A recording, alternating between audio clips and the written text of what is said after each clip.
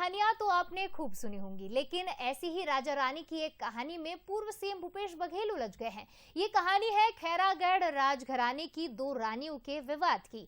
देवव्रत सिंह की दूसरी पत्नी यानी रानी पद्मा व रानी विभा सिंह ने भूपेश बघेल पर अब गंभीर आरोप लगाए हैं और उन्होंने क्या कुछ कहा है आपको सुनवाएंगे। एक था राजा और दो है रानियां। ये है खैरागढ़ रियासत की सियासी कहानी और राजा रानी की इस सियासी कहानी के चक्रव्यूह में घिर गए हैं पूर्व सीएम भूपेश बघेल। यूं तो राजनीति में खैरागढ़ राजमहल का दखल हमेशा से ही रहा है, लेकिन इस बार राजा रानी की कहानी की भूल भुलैया में सियासत ऐसी उलझी है कि इसका सुलझना मुश्किल नजर आ रहा है। दरअसल खैरागढ़ के पूर्व राजा और विधायक दिवंगत देवव्रत सिंह की पत्नी विभा सिंह ने भूपेश बघेल पर गंभीर आरोप लगाए हैं। उनका कहना है कि भूपेश बघेल की वजह से ही देवव्रत सिंह ने कांग्रेस छोड़ी और उन्होंने ही महल में ताला लगवाया और अब वो राजा की तलाकशुदा पत्नी पद्मा सिंह के साथ राजा के नाम पर वोट मांग रहे हैं और राजनांदगांव के लोगों को गुमराह कर रहे हैं।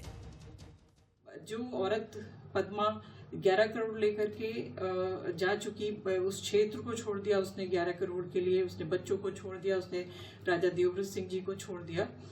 उस औरत को ला करके बार बार भूपेश बघेल जी और उनकी यशोदा वर्मा जी जो है वो ये बता करके कि प्रेजेंट वाइफ पद्मा है कह के वोट कलेक्ट कर रहे हैं, जिसका मेरे पास वीडियो भी है, सबूत भी है और वोट कलेक्ट करने की कोशिश कर रहे हैं। इस तरह से मेरे राजनांदगांव के क्षेत्र के लोगों को बहका करके भूपेश बघेल जी बहुत ही गलत कर रहे हैं।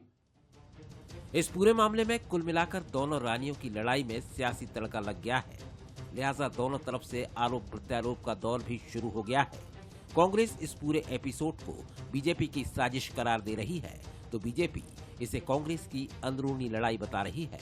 हमारे कुछ लोगों को भारतीय जनता पार्टी उपयोग करने का प्रयास कर रही है और एक इस तरह के वीडियो, इस तरह के पत्र जारी कर वो कहीं ना कहीं कांग्रेस को डिस्टर्ब करने का प्रयास करे, लेकिन इससे कांग्रेस को कोई फर्क नहीं पड़ेगा। कांग्रेस पार्टी मजबूती से चुनाव लड़ रही है, सभी कार्यकर्ता जी जान लगा के काम कर रहे हैं और मजबूती से चुनाव लड़ रहे हैं। इस समय हम लोग ज्यादा सीटें जीत कर। देखिए, मुझे लगता है कि टिकट नहीं मिलने के कारण दीपक बैस जी मानसिक रूप से थोड़ा सा विचलन की स्थिति में है। क्या कह रहे हैं क्या नहीं कह रहे हैं उनको कुछ समझ नहीं आ रहा। उनके घर का मामला, उनके नेता आरोप लगा रहे हैं, वो हम पर सवाल खड़ा कर रहे हैं। इससे बड़ी कमजोरी नहीं हो सकती। हम क्यों करेंगे? तो मुझे लगता है कि इसका कोई बहुत विषय नहीं है। अपने घर को यदि मजबूत करें तो ये कहने की स्थिति भी नहीं है। इस तरह की चीजें हैं। स्वयं कांग्रेस के नेता उस स्लीपर सेल भूपेश बघेल जी ने क्यों कहा, वो भी हमने कहा था क्या? यदि कोई भी कांग्रेस का नेता कह रहा तो हम करें, ऐसा नहीं है। कांग्रेस को आत्मचिंतन करना चाहिए, आत्मावलोकन करना चाहिए कि आखिर क्यों है।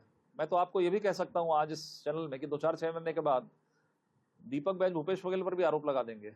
ये वीडियो उन्होंने जारी करवा दिया बीजेपी के कहने से। तो ये स्थिति कांग्रेस के नेताओं की। ये पहला मौका नहीं है जब खैरागढ़ की दोनों रानियों के बीच तलवारें खिंची हो, लेकिन चुनावी मौसम में राजघराने की इस नई लड़ाई की जड़ में कहीं ना कहीं भूपेश बघेल ही दिखाई दे रहे हैं।